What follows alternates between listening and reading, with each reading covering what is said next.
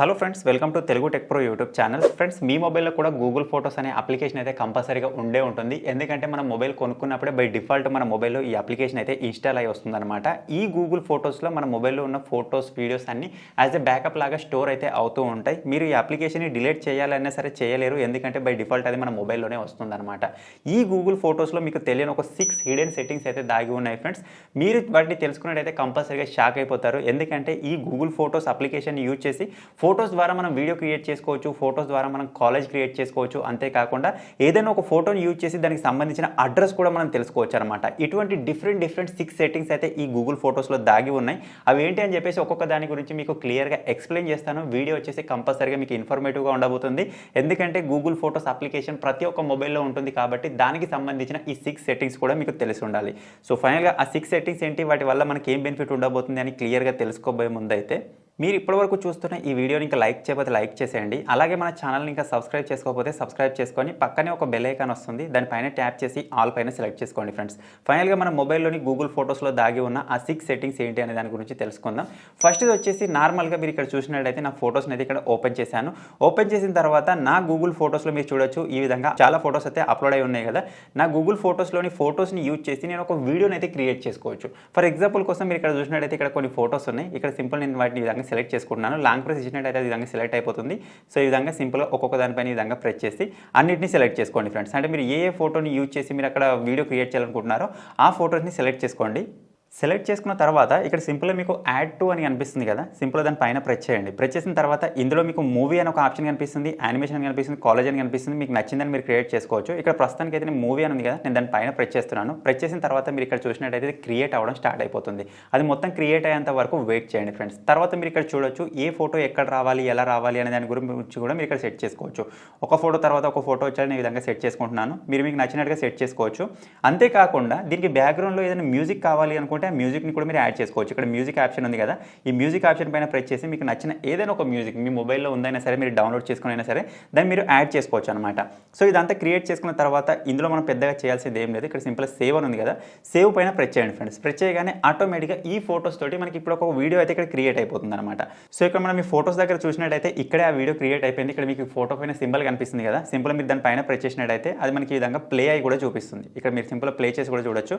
ఈ వీడియో వచ్చేసి మనకు ఆటోమేటిక్గా మన గ్యాలరీలో కూడా సేవ్ అవుతుంది. మీరు ఈ విధంగా కావాలి అనుకుంటే ఒక ఫోటో తర్వాత ఒక ఫోటో ఈ విధంగా వచ్చేలా సెట్ చేసుకోవచ్చు.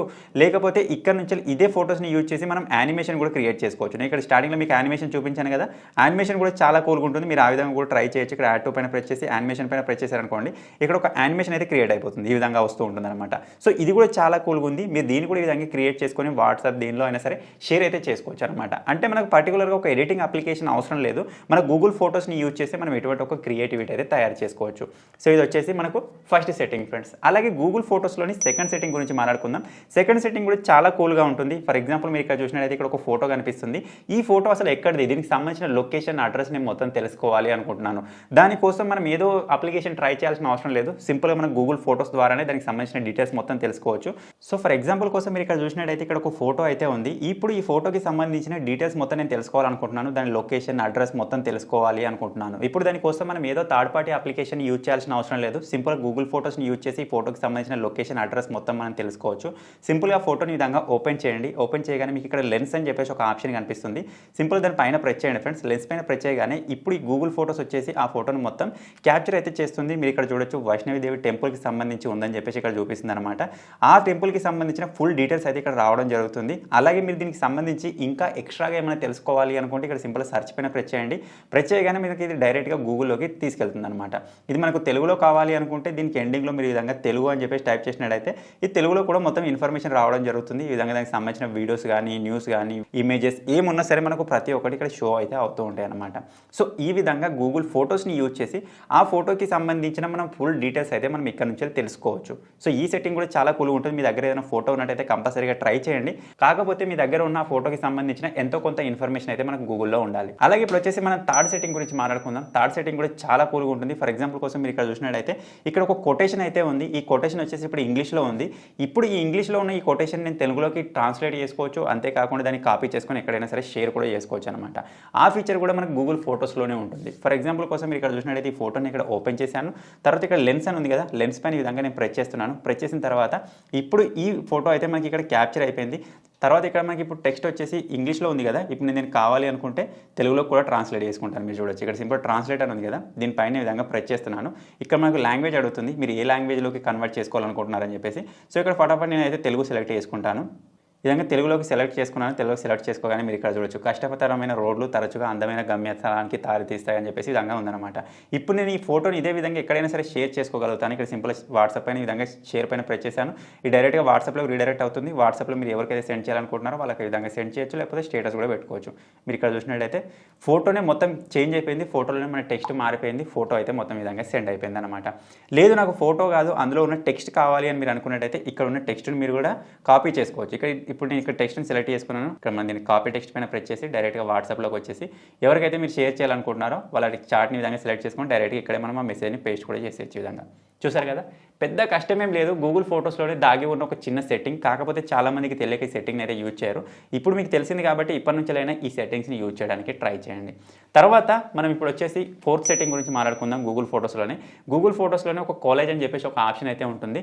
సో చాలా డిఫరెంట్ అప్లికేషన్స్ని మనం యూజ్ చేసి మన దగ్గర ఉన్న 3-4 ఫొటోస్ని మనం యాజ్ ఏ ఫ్రేమ్ లాగా క్రియేట్ చేస్తూ ఉంటాం కదా. ఎటువంటి అప్లికేషన్ యూజ్ చేయకుండానే మీరు గూగుల్ ఫొటోస్ ద్వారానే ఆ విధంగా క్రియేట్ చేసుకోవచ్చు. అది కూడా ఏ విధంగా ఇప్పుడు మీకు చెప్తాను. ఇంతకుముందు మనం యూజ్ చేసిన 5 ఫొటోస్ ఉన్నాయి కదా, వాటిని యూజ్ చేసి నేను మళ్ళీ మీకు ఇప్పుడు చెప్తాను.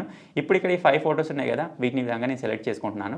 సెలెక్ట్ చేసుకున్న తర్వాత ఇక్కడ మనకు డైరెక్ట్గా కిందనే మనకు కాలేజ్ అని చెప్పేసి వస్తుంది. యాడ్ టు అని వెళ్ళినట్టయితే, లేకపోతే మీరు డైరెక్ట్గా ఇదే ఆప్షన్లోకి వెళ్ళాలి అనుకుంటే ఇక్కడ లైబ్రరీలోకి వెళ్ళినట్టయితే ఇక్కడ కూడా మనకు ఆ ఆప్షన్ అయితే చూడడానికి అనిపిస్తుంది అనమాట. నేను డైరెక్ట్గా ఫొటోస్ తోటే ఇక్కడ నుంచి మీకు చేసి చూపిస్తాను. ఇక్కడ సింపుల్గా 5 ఫొటోస్ నేను సెలెక్ట్ చేసుకున్నాను. యాడ్ టూలోకి వెళ్దాం. ఇక్కడ కాలేజ్ అని ఉంది కదా, అందులోకి వెళ్ళినట్టయితే ఆటోమేటిక్గా ఈ ఫొటోస్ అన్ని ఈ విధంగా ఫ్రేమ్లోకి సెట్ అయ్యి వచ్చేస్తాయి అనమాట. వీటిని మీరు కావాలనుకుంటే వాట్సాప్ స్టేటస్ లాగా కానీ ఎక్కడైనా సరే యూజ్ చేసుకోవచ్చు. అలాగే వీటి స్టైల్స్ని కూడా మీరు చేంజ్ చేయొచ్చు. ఇలా కావాలా, లేకపోతే ఇలా కావాలా, లేకపోతే ఇందులో సెట్ అవ్వాలా, ఈ విధంగా డిఫరెంట్ ఆప్షన్స్ అయితే మనకు గూగుల్ ఫొటోస్లోనే ఉంటాయి. మనం ఏదో థర్డ్ పార్టీ అప్లికేషన్ యూజ్ చేసి కష్టపడాల్సింది ఏమీ లేదు. మీరు ఈ విధంగా మీ పిల్లల ఫోటో కానీ, లేకపోతే మీ గర్ల్ ఫ్రెండ్, మీ బాయ్ ఫ్రెండ్ ఎవరి ఫోటోస్ తోడైనా సరే ఈ విధంగా క్రియేట్ చేసుకోవచ్చు. తర్వాత వాళ్ళకి షేర్ చేసినట్టయితే చూడండి ఫ్రెండ్స్, ఎంత కూల్గా అయితే ఉన్నాయో. కంపల్సరీగా వాళ్ళు ఇంప్రెస్ అయిపోతారు. ఎక్కడ క్రియేట్ చేసావు, ఎలా క్రియేట్ చేసావు అని చెప్పేసి మిమ్మల్ని అడుగుతారు అనమాట. చూడొచ్చు ఒక్కొక్క ఫోటో ఏ విధంగా క్రియేట్ అయి వస్తుందో. 4-5 ఫోటోస్ మనం సెలెక్ట్ చేసుకున్నాం, ఆటోమేటిక్గా అదే విధంగా అడ్జస్ట్ చేసేస్తుంది అనమాట. సో ఈ సెట్టింగ్ని అయితే మీరు కంపల్సరీగా ట్రై చేయండి ఫ్రెండ్స్. అలాగే గూగుల్ ఫొటోస్లో మీకు తెలియని 5th సెట్టింగ్ గురించి మాట్లాడుకుందాం. ఈ 5th సెట్టింగ్ ద్వారా ఏంటంటే నార్మల్గా మన మొబైల్ హ్యాంగింగ్ కానీ లాగింగ్ కానీ ప్రాబ్లం అయితే ఉండదు. మీరు ఏదైనా గేమ్ ఆడుతున్నట్టయితే కూడా స్మూత్గా గేమ్ అయితే నడుస్తూ ఉండేలా మనం సెట్టింగ్ చేసుకోవచ్చు. దానికోసం ఇక్కడ సింపుల్గా గూగుల్ ఫొటోస్ని ఓపెన్ చేయండి. తర్వాత ఇక్కడ మీకు ఒక ప్రొఫైల్ కనిపిస్తుంది కదా, దానిపైన ప్రెస్ చేయండి. ఇక్కడ మీకు ఫోటో సెట్టింగ్స్ అని ఉంటుంది. అందులోకి వచ్చేసినట్టయితే మనకు బ్యాకప్ అనే ఆప్షన్ ఉంటుంది ఫ్రెండ్స్. దానిపైన ప్రెస్ చేసినట్టయితే ఇందులో మీరు కింద చూసినట్టయితే మనకు ఒక ఆప్షన్ కనిపిస్తుంది, మొబైల్ డేటా యూసేజ్ అని చెప్పేసి. దానిపైన ప్రెస్ చేసినట్టయితే మీ మొబైల్లో ఈ 2 ఆప్షన్స్ ఆన్ చేసి ఉంటాయి. వాటిని విధంగా ఆఫ్ చేసేయండి. తర్వాత ఇక్కడ మీకు డైలీ లిమిట్ అని చెప్పేసి ఒక ఆప్షన్ అయితే ఉంటుంది. అంటే మన మొబైల్లోని ఫోటోస్, వీడియోస్ ఏవైనా సరే బ్యాకప్ అవుతూ ఉంటాయి కదా, అవి మనకు బ్యాకప్ కాకుండా మనం ఇక్కడ ఆఫ్ చేయొచ్చు. ఇక్కడ సింపుల్ నో డేటా పైన ప్రెస్ చేశారనుకోండి, మీకు తెలియకుండా బ్యాక్గ్రౌండ్లో గూగుల్ ఫోటోస్ ఎటువంటి ఫోటోస్, వీడియోస్ని బ్యాకప్ కోసం అప్లోడ్ అయితే చేయదన్నమాట.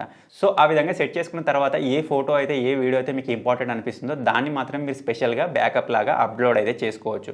సో మీరు ఈ విధంగా ఏదైనా ఒక లిమిట్ కనుక సెట్ చేసినట్టయితే ఆటోమేటిక్గా అది అప్లోడ్ అవుతూనే ఉంటుంది. కాబట్టి మనకు తెలియకుండా డేటా అయిపోతుంటుంది. బ్యాక్గ్రౌండ్లో ప్రాసెస్ జరుగుతున్నట్టయితే మన మొబైల్ కూడా హ్యాంగ్ అయ్యే ఛాన్స్ అయితే ఉంటుంది అనమాట.